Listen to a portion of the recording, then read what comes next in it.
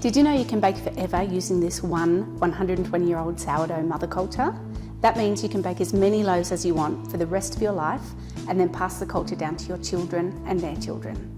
Hi, I'm Lisa from Health Culture, and here's why our sourdough culture is so special. With age comes resilience. I've started several of my own cultures myself, and young cultures need a lot of care. They usually need to be fed at least weekly, so you need a babysitter if you're to go away for longer than that, and they're very easily contaminated as well. With Steve here, we think it's important to name your culture, so you've got a little friend living in the fridge. Steve can be left in the fridge for about 6 months without being fed, and it will still just take a little bit longer to activate the first time.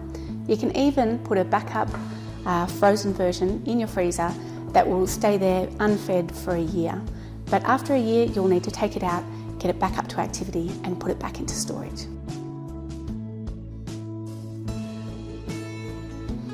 My husband Mark was given this culture by his nutrition teacher back in 1998. He'd smuggled it back from Germany in his suitcase. Back then, it had been through 3 generations already. Today, our culture is the only mother culture of its age available on the Australian retail market.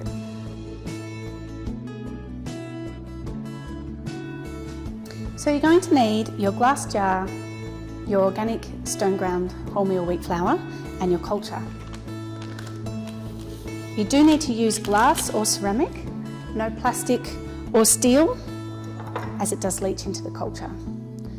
So what we do, we put in the entire contents of the sachet, 1 cup of high quality flour, and just enough water to make a pikelet or porridge consistency.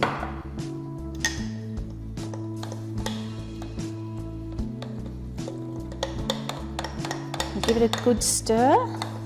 Just make sure you mix it all together.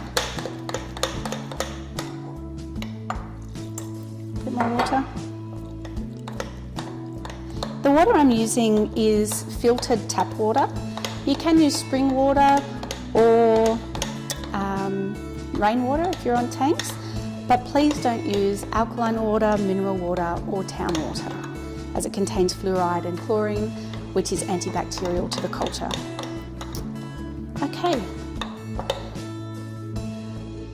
You can sort of spoon it out, so porridge or pikelet type consistency. And what you do, you then just leave that in a nice warm cozy space to proof for 24 hours. So I often use my oven with just the light setting on, and I usually chuck a wooden spoon in the door to keep the heat not getting too high. We've also used an esky with a hot water bottle, a linen cupboard with a water heater cylinder in there, anything. Get really creative, but make sure you get to that 29 to 35 degrees range.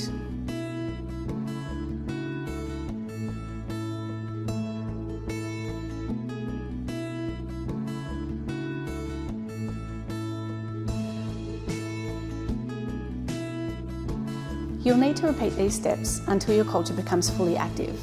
When it's active, it's really nice and big and bubbly, and when you move the jar, you can hear little bubbles popping as you move it. So this is what active culture looks like. So I fed this about 6 to 7 hours ago. I just wanted to let you see exactly what your culture should look like just before you're using it. And I would use 3/4 of a cup of active culture per loaf I want to make. And I always make sure I've got about a half a cup to a cup left over at the end to go back in the jar.